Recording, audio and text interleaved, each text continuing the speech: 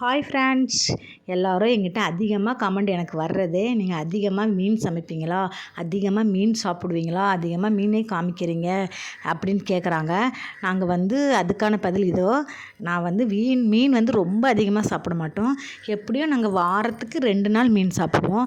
நான் மீன் சாப்பிட்றது அதிகமாக வீடியோ போடுற மாதிரி எல்லாருக்கும் தெரியுது. நான் மற்றபடி நிறைய வீடியோவும் போட்டிருக்கேன். நீங்கள் மீன் வீடியோ மட்டும் பார்க்குறீங்கன்னு நினைக்கிறேன். எல்லா வீடியோவும் பாருங்கள். அப்புறம் நான் இன்றைக்கி மீன் வாங்கினேன். இன்றைக்கி வெனஸ்டே எடுத்தது இந்த மீன் 200 நான் கிழங்கா மீன் வாங்கிட்டு வந்தேன். ஃப்ரெஷ்ஷாக இருந்தது. அதனால் நான் 1.5 கிலோ இருந்தது. 1.5 கிலோ 200 என்னவோ இன்றைக்கி ரொம்ப சீப்பாக தான் இருந்தது. புரட்டாசி மாதங்கிறனால ரொம்ப சீப்பாக இருந்ததா என்னன்னு தெரியல. 200 தான் இந்த மீன். நிறையாவே இருந்து நல்லா ஃப்ரெஷ்ஷாக இருந்தது. அதில் பாதி நான் மசாலா போட்டு குழம்புக்கு வறுக்கறதுக்கு வச்சுட்டு குழம்புக்கு பாதி எடுத்து வச்சுட்டேன். மீன் குழம்புக்கு ரெடி பண்ணிட்டேன்.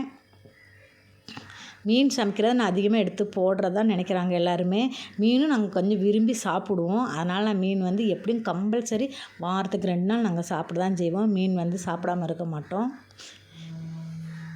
மீன் சாப்பிடுவோம். மீன் குழம்பு அதேமாதிரி மீன் குழம்பு வைக்கும்போது எப்போவுமே ஒரு 2 பச்சை மிளகா போடுங்க. பச்சை மிளகா போட்டால் டேஸ்ட் நல்லா எடுத்து கொடுக்கும்.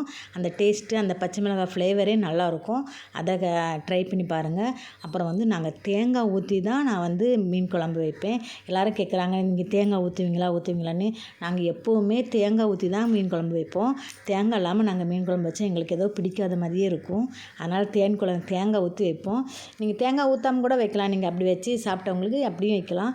நான் மட்டும் எப்போவுமே தேங்காய் ஊற்றி தான் சாப்பிடுவோம். அப்படி வச்சு பாருங்கள், நல்லா செம்ம டேஸ்ட்டாக இருக்கும்.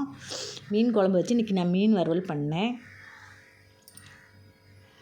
அவ்வளோதான் ஃப்ரெண்ட்ஸ், வாங்க சாப்பிடலாம்.